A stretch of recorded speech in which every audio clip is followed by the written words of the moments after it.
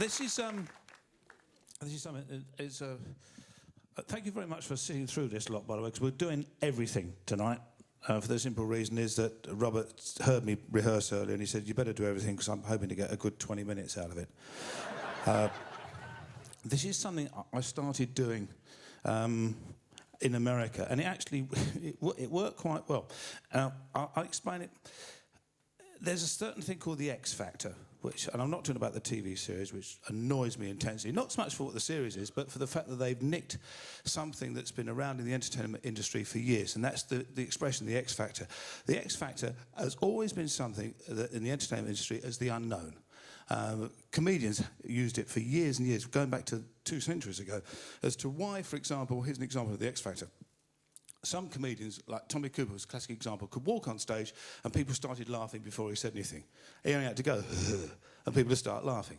And there's other comedians who have to walk on and have to work really hard to get a laugh. Tommy Cooper had the X Factor. Hancock had the X Factor. John Cleese has got the X Factor. There's a few of them that got it. There's certain musicians as well that use it for where music, suddenly a piece of music comes and hits them.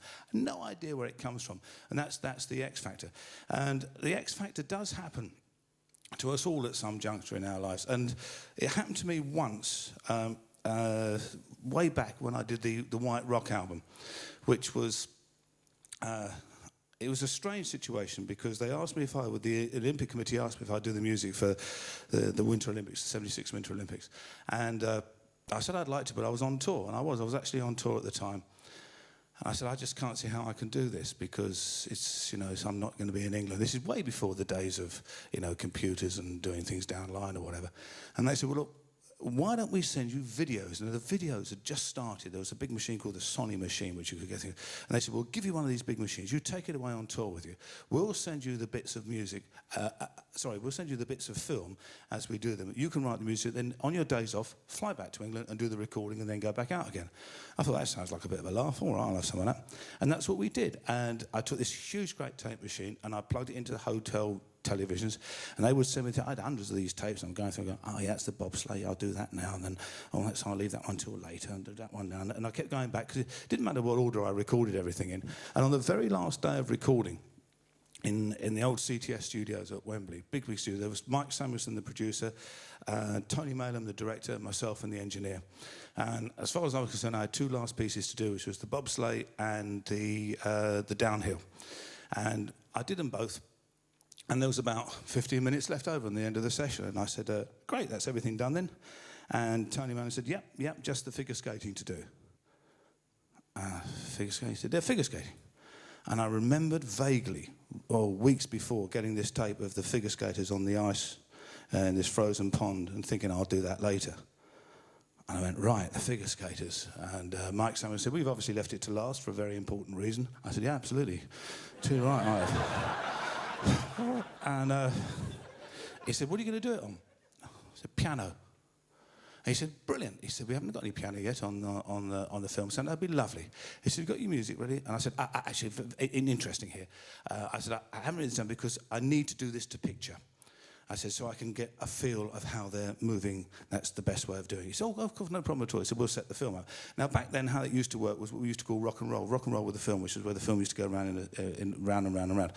And what they used to do was put wipes on.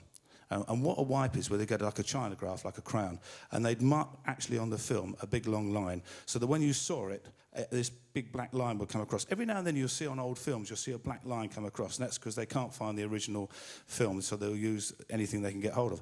And that's the black line. That tells you when to start your music, and then there's another one at the end which tells you when to stop.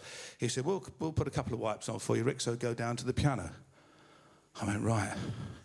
So I walked down the stairs, down to the piano, and I'll be honest with you, I was trying to think desperately of any piece of music that I'd written that I hadn't used that I could do.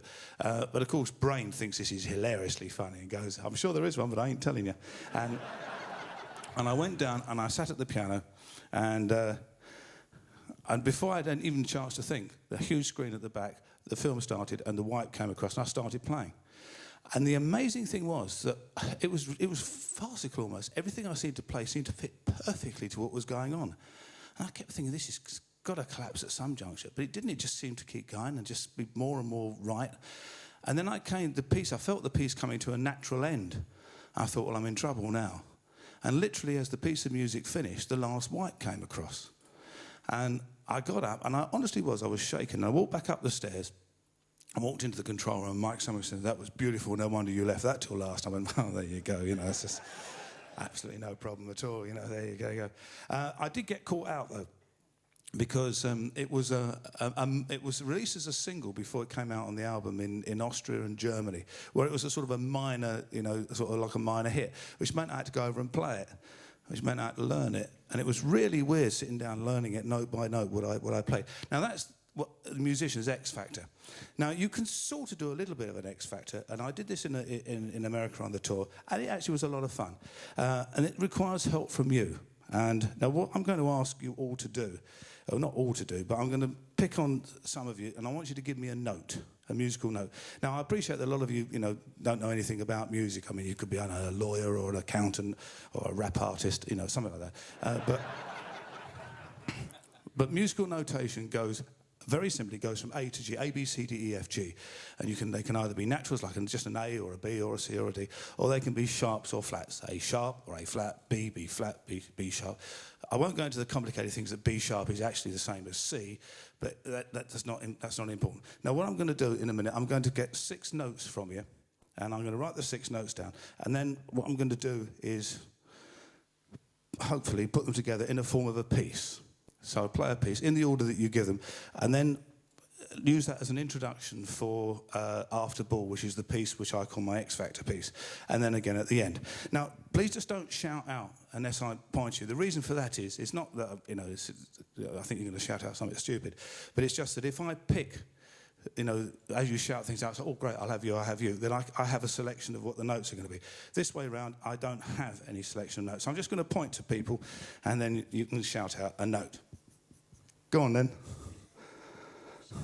F sharp. All right. God, it gone seriously quiet. Go on then. B flat. Yeah, I can live with that. Sir.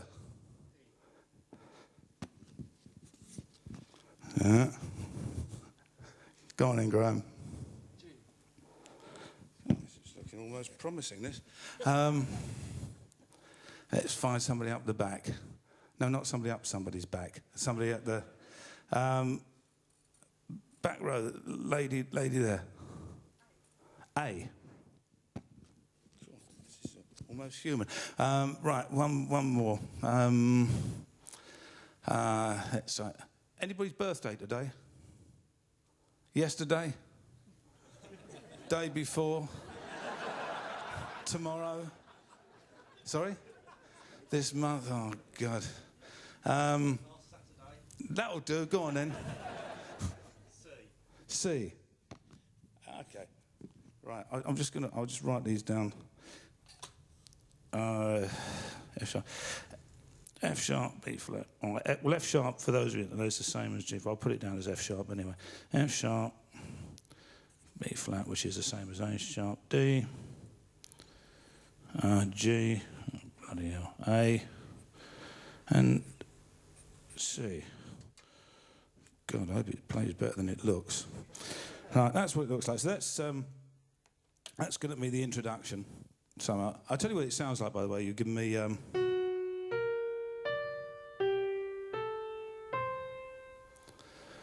yeah. So that's it. Actually, I don't care if you don't like it. You bloody wrote it. So this is going to be the introduction, and then I'll do After the Ball, and then this will be the ending as well. So this is the X Factor After the Ball.